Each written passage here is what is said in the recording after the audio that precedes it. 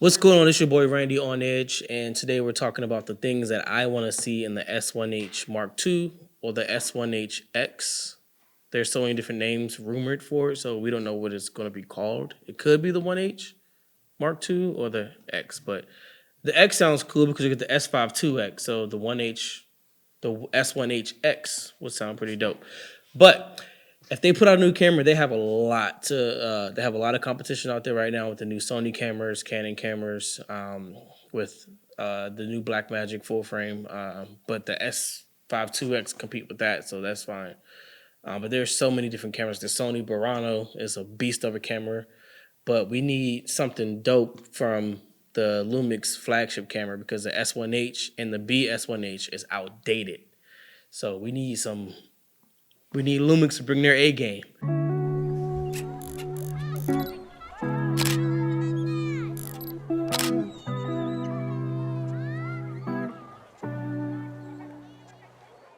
So here's what I want to see in the S1H Mark II or X, whatever you want to call it. And number one is global shutter. I would love to see global shutter because global shutter will be a game changer, especially for a lot of sport videographers and people who do a lot of fast motion. Because on a CMOS sensor, we know when you are panning left to right, you get a lot of rolling shutter. That's because the CMOS sensor is recording from top to bottom. So when you're panning, it's recording that image, from top to bottom, so you get a lot of rolling shutter.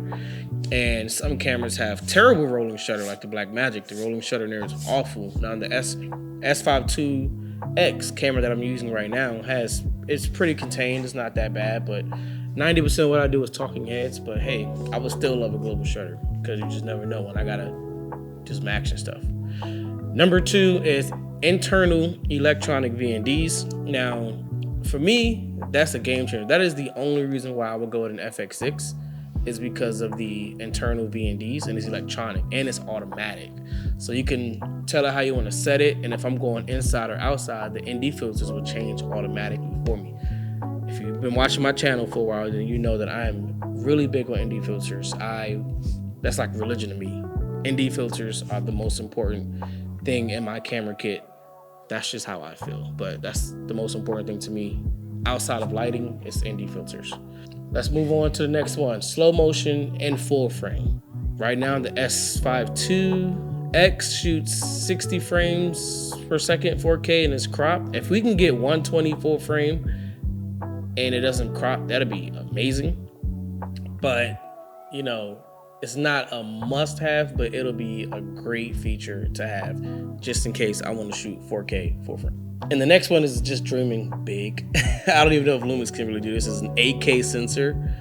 I think Lumix can pull it off because even shooting 6K for long periods of time, shooting ProRes for long periods at a time, this camera never overheated on me because it has built-in fans.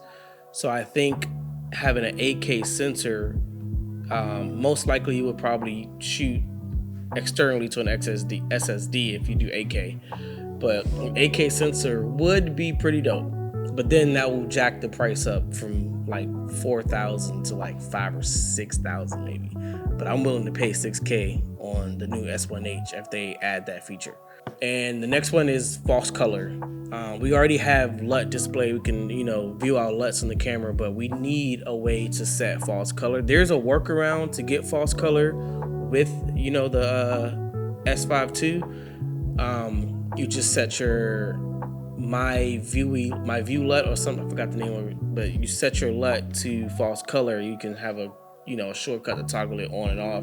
They have false color LUTs, but I don't know how accurate those are. But I would love to see false color internally on the S1H.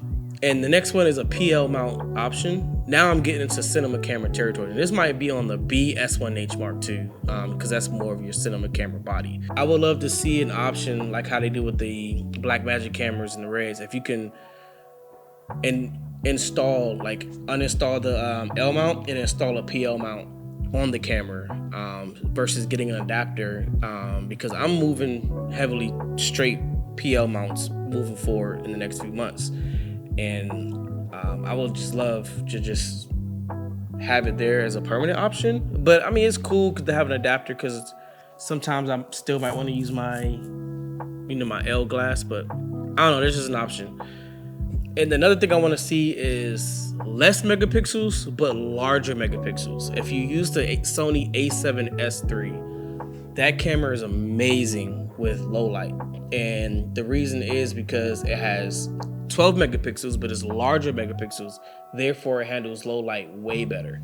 The camera I'm shooting on now has 24 megapixels. Now, it's not bad with low light. It has a dual native ISO of 640 and 4000. It does good in low light, but the fact that you can shoot 12,800 on the Sony A7S III is amazing. I've shot documentaries with it, and we were shooting pretty much pitch black at night, and 12,800 was definitely a game changer, and it was a lifesaver on that shoot.